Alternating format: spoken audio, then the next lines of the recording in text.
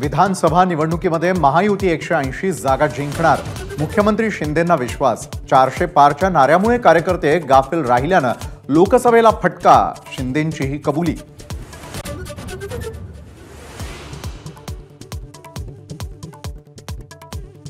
Fake narrative पसरवणाऱ्यांमध्ये एनजीओमध्ये urban नक्षली घुसलेत। मुख्यमंत्री शिंदेंचा विरोधकांवर गंभीर आरोप, तर मेट्रो कारशेडला विरोध करणाऱ्याही याच एनजीओ, शिंदेंचा दावा।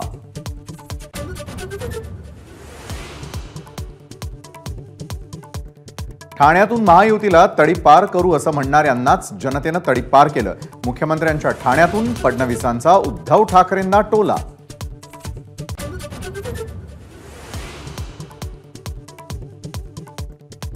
कोकण पदवीधर निवडणुकीमध्ये अभिजित पानसेंची उमेदवारी मागे घेतल्याबद्दल राज ठाकरेंचे आभार। ठाण्यामधील महायुतीच्या मेळाव्यामध्ये फडणवीसांचं वक्तव्य।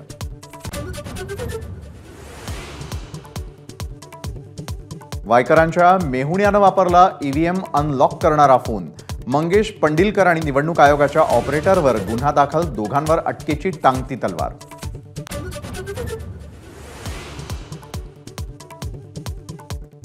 ईव्हीएम आणि पंडिलकर यांचा काहीही संबंध नाही। ईव्हीएमला ओटीपी लागतच नाही। निवडणूक निर्णय अधिकारी वंदना सूर्यवंशी यांचं महत्त्वाचं स्पष्टीकरण।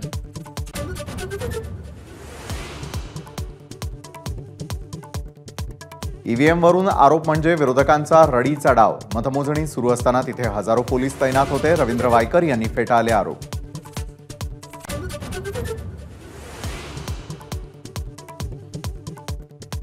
ईव्हीएम हॅक होण्याचा धोका कायम, त्यांचा वापर पूर्णपणे बंद केला पाहिजे।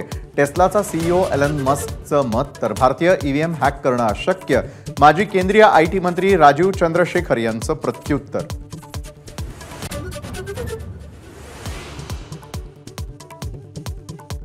काश्मीर खोऱ्यात राबवलं जाणारं झिरो टेरर धोरण जम्मू विभागातही राबवा। केंद्रीय गृहमंत्री अमित शाह यांचे सुरक्षा यंत्रणांना आदेश।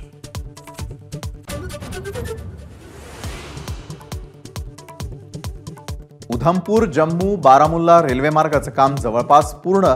रेल्वे मंत्री अश्विनी वैष्णव यांची माहिती। संगलदान ते रिसी टप्प्यामध्ये पहिली चाचणी यशस्वी।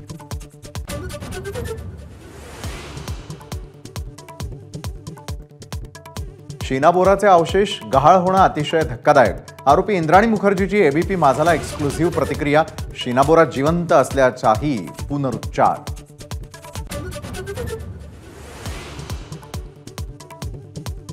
सलमान खानला यूट्यूबवरून जीवे मारण्याची धमकी दिल्याप्रकरणी तरुणाला राजस्थानमधून अटक। बिश्नोई गँगशी संबंधित बनवारीलाल गुज्जरला मुंबई गुन्हे शाखेनं ठोकल्या बेड्या।